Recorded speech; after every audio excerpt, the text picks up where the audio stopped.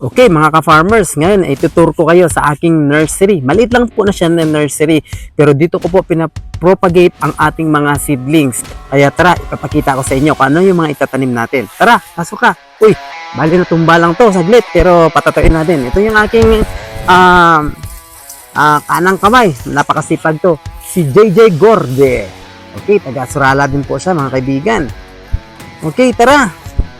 Okay, ito yung nakikita nyo, naka-group siya into 5 kasi nasa 35 na mga seedlings to, medyo matangkad na. Ito ay durian, pero ang variety nito is puyat. Pero bago ko siya tanim ay matangkad na siya, mas matangkad na sa akin. Surely mataas ang percentage nito na mabubuhay na po siya. Since tag-ulan na ngayon at malaki ang tsansa na talagang mabubuhay na din tong mga ganitong seedlings. At ito po siya, so makikita natin iba't ibang klase ng pananim dito. So yung mga sinasabi ko kanina, ito ibaba natin ha, yung net natin. Tara, pasok kayo. So ito naman yung 200 na seedlings ng mangosteen. So matangkad, no? Malaki na din siya, di ba? Mas matangkad pa sa akin. So ito yun, mangosteen, di ba? So mataba siya. At ito naman yung mga part na mga puyat. Medyo mas maliit lang siya kundi, pero at least ito survive na din. Ito, yung mga nakatali na ito, ay tinesting ko lang muna. Ito naman yung durian na tinatawag na blackthorn. At ito ay sikat sa Thailand. Isa sa mamahalin ngayon na sumusunod din sa Musang King pagdating sa price kung ikaw ay bumili ng seedlings. At ito na yung sinasabi ko kanina na Musang King na durian. So kung titingnan ninyo ang Musang King, 'di ba? Oh, medyo mahaba yung kanyang mga dahon. Ito yung palatandaan ng Musang King siya na durian. Mahaba yung dahon niya, medyo payat at saka pointed yung dulo niya. So ito mga Musang King to. Soon dito sa Pilipinas, hopefully makakaproduce na tayo ng maraming klase ng durian dahil ang Malaysia at Thailand ay hindi na rin kayang supplyan ang demand ng China. Kaya dito sa Pilipinas, nag-expand sila at tayo din. Kung makukuha sana natin yung ganito sa Pilipinas, siguro malaki yung chance ng mga farmers na mag-improve yung kabuhayan nila.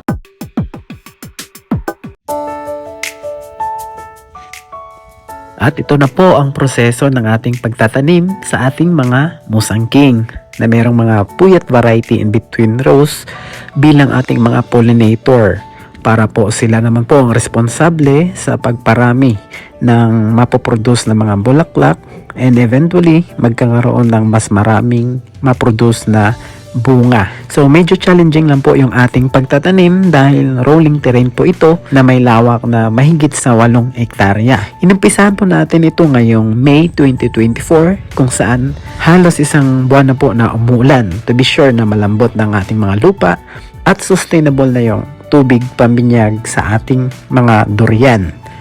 So inabot po tayo ng 7 days for the land preparation.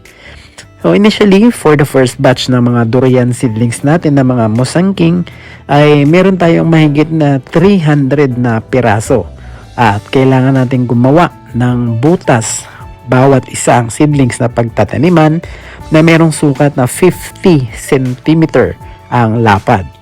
At meron din siyang lalim na at least 2 feet. At yung distance natin for planting is 8 meters by 8 meters. Now, pagkatapos ng ating paghukay, ay nilagyan natin ito ng halos kalahating sako ng compost every butas. Ang purpose po nito ay para mapabilis ang paglaki nito dahil mabilis din makapag-penetrate ang kanyang mga ugat.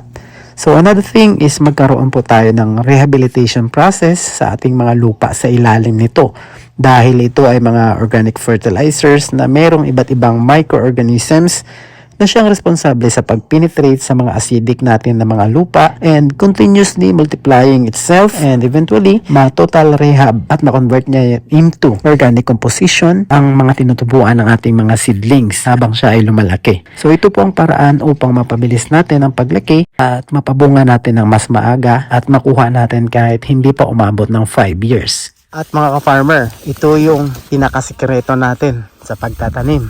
Ito yung tinatawag na dumi ng mga paniki. Ito yung tinatawag na guano. Napakamahal po to at saka mahirap na po itong hanapin Kasi ito po ay nasa kuweba po natin kinuha ito.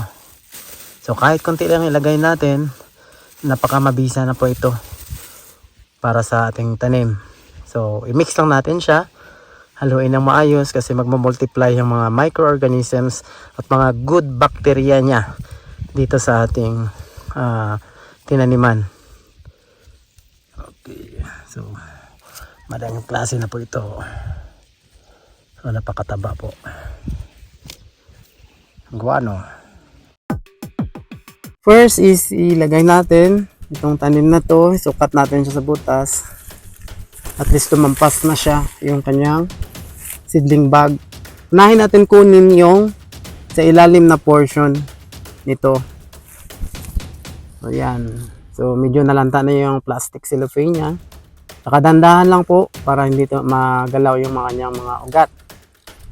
So after nito, sigurado makaka-expand na siya, makahinga na siyang maayos. At saka malaya na siya makapenetrate ang kanyang ugat sa lupa. Humus. Itong na-prepare natin na seedbed niya. Ito, tatabunan natin siya ng topsoil pagkatapos nitong dumi ng kambing. Ganito po mga ka-farmers, yung paglagay natin ng shade or sa mga durian natin. So tinutupi mo lang yung mga dulo, tapos maglagay kayo ng isang stick at least 1 meter katabi ng seedlings natin, and then itali lang siya.